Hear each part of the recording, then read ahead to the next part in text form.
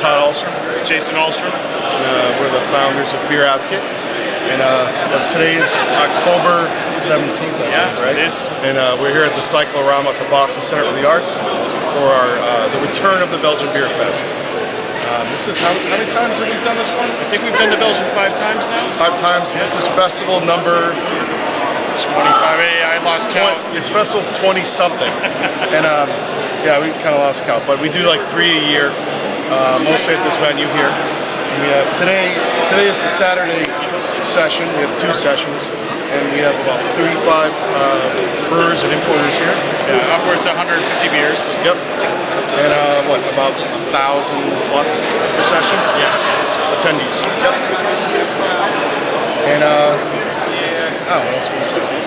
Oh, we also have like a speaker panel, a little bit of education in there as well. Well, I guess we started with the Belgian Beer Fest because we did a lot of travel to Belgium. We've been over there like 5 or 6 times. That's a lot for us, whatever. But we wanted to bring some of that culture over here. Yeah, fell in love with the beers and the culture. Yeah. So make people aware that there is that beer culture, different beer culture than the Germans have or even the Americans have. So as far as obviously we keep to the glass right here, but all the different styles. Of course, the Night of the Funk, that's last night's fest. That was pretty interesting, where all the wild ales and sour ales and anything that was inoculated with funky stuff, that was served last night. Yeah, it was all sours. We had over 50 of those. Yeah. It was a little bit more of an intimate sort of setting with about 500-600 people, and the actual industry people on the floor. We poured all the beers that night, and you can see it's all volunteers now. We're kind of in mid-session right now. Between the 2 sessions, yeah, right? Session 2 is coming up in about an hour or so. And it seems amazing that 10 years ago you wouldn't think a Night of the Funk would sell out with 500 people, but well, yeah. What was amazing about last really, night? you come a long way. Yeah, like 50 plus beers, and I'm just looking around. There's like 600 people here.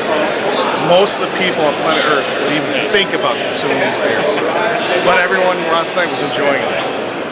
It was amazing.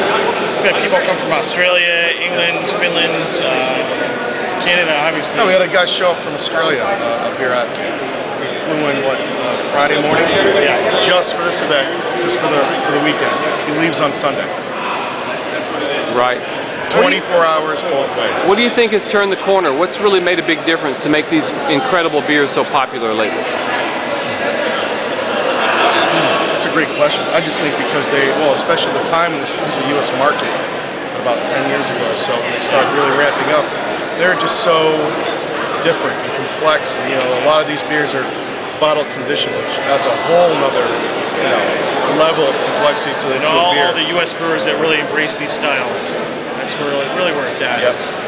Yeah, the brewers begin to like them, and they spread the love to their customers, right? Yep. Great. How did you pick the Cyclorama here? This is a great facility. Yeah. You can't beat it. Look at the dome overhead. This once housed. I forget how old this building is, but once housed 1880 something, right? Yeah. It was the mural. The mural of the Gettysburg. The Gettysburg mural. I guess there's a couple of these similar buildings up and down the East Coast where they would have, they just sell tickets to come in and check out the mural. I heard this is the only standing one. They wanted to tear it down, but a non-profit society formed, and they basically kept it. Now it's a non-profit art house. There's like downstairs, there's theater productions next door as well. Yeah, so it's nice to be in a venue where we know that the money you put towards the rent is going to the arts. Right. That's great. Yeah, it makes a big difference. There's no other venue, I think, in the city of Boston quite like this. And it really adds to the whole dynamic and vibe of the day and the evening. I think people treat the venue with a little bit of respect as well. Oh. Future beer drinker. There's a future beer drinker. Say hi. Hi. Hello. So if someone out there is watching this and they're like, I need to come to this festival, this is great, what should they do to ensure that they get in? What should they do? Well, they should go to beeradvocate.com. And our next one, we haven't picked the date yet, but it'll be in October for the Belgian Beer Fest. and buy tickets well in advance, because Yeah, they well do in sell out. advance. They sell between 2 weeks to 4 weeks in advance. And our next one is the Extreme Beer Fest. It's coming up towards the middle end of February. Yep. 1920. That happens in the middle of winter, right? February? Yeah. Yeah, middle of winter, yeah. Okay. All right, good deal. Well, thanks, guys. We appreciate you putting all this on and going to the effort of doing all this. This is awesome. Thank you. Yeah, thank you.